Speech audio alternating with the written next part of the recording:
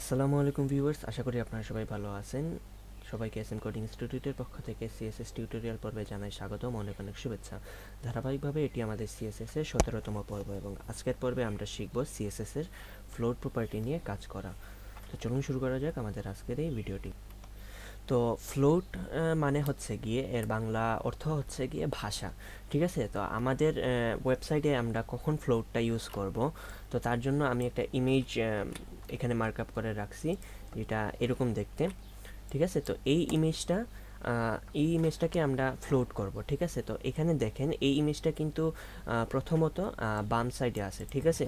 তো এটাকে বলা যায় এটা বাম সাইডে ফ্লোট হয়ে আছে। তো এটাকে যদি আমরা চাই এটা এখানে না থেকে ডান পাশে থাকবে, তখন আমরা সেখানে ফ্লোট প্রপার্টি ইউজ করব, ঠিক আছে। সো আমি এখানে এই আইএমজি ট্যাগটাকে ধরে এই ফ্লোট প্রপার্টি ধরে এখানে একটা ভ্যালু দিলাম রাইট, ঠিক আছে। তাহলে এই ইমেজটা দেখবেন এখন রাইট সাইডে ভাসতে থাকবে বা রাইট সাইডে ফ্লোট হয়ে থাকবে, ঠিক আছে। এটার একদম সিম্পল, এটা ডিফল্টভাবে লেফটই থাকে। আমরা যদি এখানে লেফটই দিই তাহলে দেখেন এটা লেফট সাইডে থাকে। এটার ফ্লোটের তিনটা ভ্যালু আছে, লেফট, রাইট এবং 3 নাম্বারটা হচ্ছে গিয়ে নান। এটার কিন্তু কোনো সেন্টার ভ্যালু নাই, ঠিক আছে। আমরা অন্যান্য টেক্সটাইল লাইনে যেরকম দেখছিলাম সেন্টার আছে, এখানে কিন্তু সেন্টার নাই, ঠিক আছে। হয় এখন ফ্লোট লেফট হবে, অথবা ফ্লোট রাইট হবে, অথবা ফ্লোট নান হবে, ঠিক আছে। এখানে যদি ফ্লোট নান দেন তাহলে এটা ডিফল্টভাবে এখানেই পাবে, অর্থাৎ এখানে কোনো ফ্লোটিং নাই, ঠিক আছে। এখানে ফ্লোট নান করা। সো আশা করি আপনারা জিনিসগুলো বুঝতে পারছেন, ফ্লোট কোথায় কাজ করে, কিভাবে কাজ করে। এখন সাপোজ আমি একটা ইমেজ দিয়ে দেখাইছি, এখন আর কিছু যদি দেখাই, আমরা ইউএল এলআই দেখতে পারি, যেখানে তিনটা ভ্যালু আমরা দিতে পারি, সাপোজ অ্যাপল, বানানা, তারপর হচ্ছে কি ম্যাঙ্গো, ঠিক আছে। আমরা তিনটা লিস্ট আইটেম দিলাম। এখন এটাকে নিয়ে আমরা সাপোজ স্টাইল করব। তো আমরা এখানে ধরি ইউএলএ স্টাইল টাইপ নান এবং এলআই এর মধ্যে আমরা কিছু ফন্টস ওয়েট, আচ্ছা 700, font size 20 pixel, colour red আমরা দিয়ে দিই। তো এটা দেখেন এভাবে আসতেছে। এটাকে আমরা কিছু প্যাডিং দিতে পারি, সাপোজ 10 পিক্সেল, একটা বর্ডার রাইট দিতে পারি, তাহলে বোঝা যাবে। আমি জাস্ট একটা লিস্ট বানাচ্ছি, 1 পিক্সেল সলিড ব্ল্যাক এবং ইউএল এর মধ্যে একটা ব্যাকগ্রাউন্ড কালার দিতে পারি, ব্যাকগ্রাউন্ড একোয়া, ঠিক আছে। এখন এটাকে সেভ দিই, আমরা রিলোড দিই, দেখেন আমাদের এই লিস্ট স্টাইলটা কিন্তু হয়ে গেছে।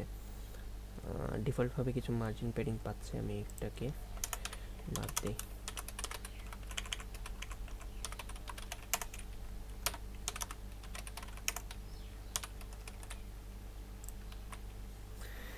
সো এখন এই জিনিসটা দেখেন আমরা একটা লিস্ট বানাইছি ইউএল এর মধ্যে, ঠিক আছে। এখন এই জিনিসটার মধ্যে আমি এলআই দিব। আচ্ছা, এখানে বর্ডার রাইট কাজ করতেছে না। আমরা চাইলে এখানে ডিসপ্লে ইনলাইন করতে পারি, তাই না। ডিসপ্লে ইনলাইন ব্লক করলে এটা পাশাপাশি চলে আসবে এবং বর্ডার রেডিয়াসটাও কাজ করবে। আমরা চাইলে এখানে ডিসপ্লে ইনলাইন ব্লক না করে এখানে ফ্লোট ইউজ করতে পারি, অর্থাৎ ফ্লোট লেফট যদি আমরা দেই, আমরা যদি এখানে ফ্লোট লেফট দেই তাহলেও দেখেন এখানে সে কিন্তু ফ্লোট লেফট হয়ে গেছে। একটা মিনিট, ইয়েস, লেফট দেওয়া আছে, তাই এখানে লেফট সাইড থেকে এটা মানে ফ্লোট হয়ে আছে। দেখেন এখানে আমরা এইচটিএমএলটা একটু ফলো করি, এখানে প্রথমে আছে অ্যাপল, বানানা, ম্যাঙ্গো, ঠিক আছে। তো আমি যদি এটাকে আবার একটু কপি করি, সরি, এখানে এরকমই থাকুক। আমরা যদি দেখি এখানে প্রথমে কিন্তু অ্যাপলটা আছে, সে বাম দিকে গেছে, বাম দিকে ফ্রুট হয়ে আছে, তারপর আসছে বানানা, তারপর আসছে ম্যাঙ্গো, ঠিক আছে। এখন এখানে যদি সাপোজ আমরা এই যে ফ্লোটটা আছে, এই ফ্লোটটাকে যদি আমরা রাইট করে দিই তাহলে দেখেন একটু চেঞ্জ আসে এখানে, সেটা হচ্ছে গিয়ে অ্যাপল যে জিনিসটা আছে সেটা কিন্তু বাম সাইডে ডান সাইডে চলে গেছে, ঠিক আছে। তারপর আসছে যেটা বানানা, সে বাম সাইডে ডান সাইডে চলে আসে, তারপর আসছে গিয়ে ম্যাঙ্গো, ঠিক আছে। তো এটাই হচ্ছে গিয়ে মেইনলি আপনার কি বলে ফ্লোটের কাজ। সে বাম সাইড থেকে ফ্লোট যদি আপনি রাইট দেন তাহলে সে রাইট সাইডে থেকে ভাসা শুরু করবে, এবং পরে লেফট দিলে সে লেফট সাইড থেকে থাকা শুরু করবে। এখন সাপোজ আমি যদি আপনাদের আরও কিছু জিনিস নিয়ে দেখাই, সাপোজ হচ্ছে গিয়ে 4টা কার্ড বানায় দেখাই, ঠিক আছে। কার্ড কি আমরা জানি, তো এইটা হচ্ছে গিয়ে মেইনলি কার্ড। এখন কার্ডটা আমি জাস্ট একটা বক্স করে বানিয়ে দিব ডিভ দিয়ে, এখানে আমি এগুলা কিছু আনবো না, ঠিক আছে। সো এখানে এইটা দিয়ে আমরা ফ্লোট জিনিসটা বুঝতে পারবো, ঠিক আছে। সো আমি এটাকে একটু বাদ দিলাম। এখানে যদি আমরা আমি একটু শর্টকাটে লেখার জন্য আমি এখানে তাড়াতাড়ি করতেছি কার্ডস।